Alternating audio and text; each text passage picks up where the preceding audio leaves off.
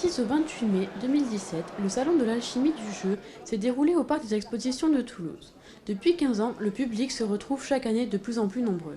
De choses qui se sont développées à Toulouse autour du jeu de société parce que c'est une ville très ludique, il y a énormément de ludothèques par rapport au nombre d'habitants. On a donc un festival accessible, c'est-à-dire qu'on travaille sur quelque chose qu'on appelle nous le zéro contrainte.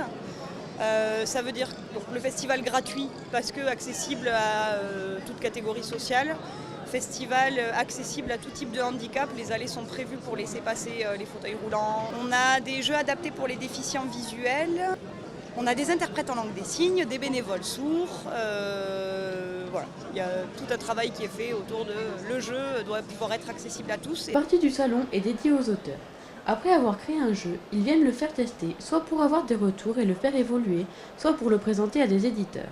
J'aime dessiner, j'aime inventer et je déteste faire deux fois la même chose. Je crois que ça correspond bien au jeu de société. Voilà. Il y a un premier jeu en plateau avec des pions et des cartes un peu traditionnelles.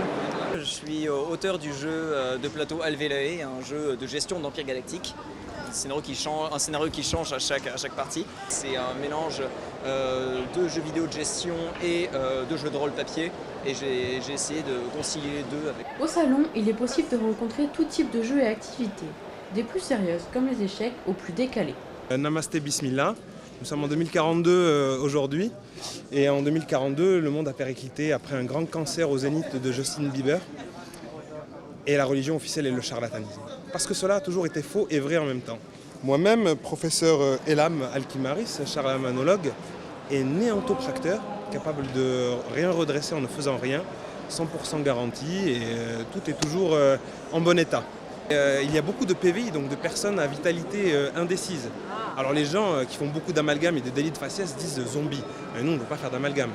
On sait que ça aussi, ça fait partie de l'idiocratie qui a mené notre monde à la destruction et à sa perte. Voilà. J'espère que nous ressortirons tous un peu moins bêtes de cette aventure. La diversité de ce salon fait le bonheur de tous. 13 000 visiteurs sont attendus pour jouer et découvrir de nouveaux divertissements.